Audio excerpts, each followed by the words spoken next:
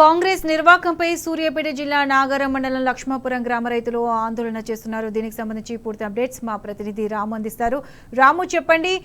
రైతులు కాలువలకు మరమ్మతులు చేయించి చివరి ఆయకట్టు వరకు నీళ్లు అందించాలని డిమాండ్ చేస్తున్నారు. దీనిపై ప్రభుత్వం ఎందుకు స్పందించడం లేదు? దీనికి సంబంధించి పూర్తి అప్డేట్స్ ఏంటి? గత కొన్ని రోజులుగా ఎస్ఆర్ఎస్ ఆయకట్టు రైతులు పోరుబాట పట్టారు. చివరి ఆయకట్టు భూములకు నీరున్నట్లేదు, పచ్చని పంట పొలాలు ఎండిపోతున్నాయి.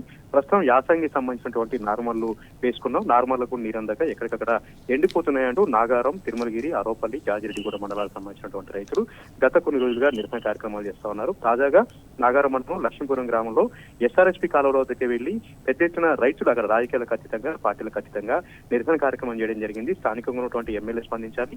అదేవిధంగా జిల్లాకు సంబంధించినటువంటి ఉత్తమ్ కుమార్ రెడ్డి ఇరిగేషన్ మంత్రిగా ఉన్నారు కాబట్టి వెంటనే నిధులు మంజూరు చేసి ఏదైతే కంప చెట్లు మొలిచి ఆనవాళ్లు కోల్పోయినటువంటి కాలువలు ఉన్నాయో వాటన్నిటి కూడా మరామతులు చేయాలి.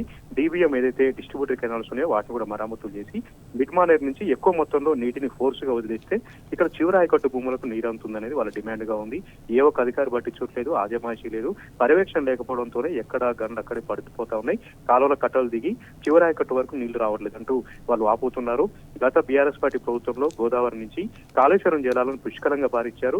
నిండు ఎండాకాలంలో కూడా ఇక్కడ పుష్కలంగా నీళ్లు పారాయి, పచ్చని పంట పొలాలు పండించాం. కానీ సంవత్సర కాలంగా గ్రహణం పట్టింది, సంవత్సర కాలంగా నీరు అందక పంట పొలాలను కూడా ఎండిపోతున్నాయని కూడా వాళ్ళు వాపోవడం జరిగింది. ఇప్పటికే చాలా ఎకరాలు బీడుబారిపోయాయి. ఈ చివరాయకట్టు కూడా నీళ్లు రాకపోతే మరికొన్ని వేల ఎకరాలు బీడుబారిపోయే అవకాశం ఉంది. కాబట్టి ఎస్ఆర్ఐసి ఫేజ్ 2 కింద మిడ్మారి నుంచి పెద్ద ఎత్తున నీటిని విడుదల చేస్తే దాదాపు 1000 క్యూసెక్ల నీటితో ఫోర్స్ గా విడుదల చేస్తే చివరి ఆయకట్టు వరకు నీళ్లు అంతాయని కూడా వాళ్ళు డిమాండ్ చేస్తా ఉన్నారు.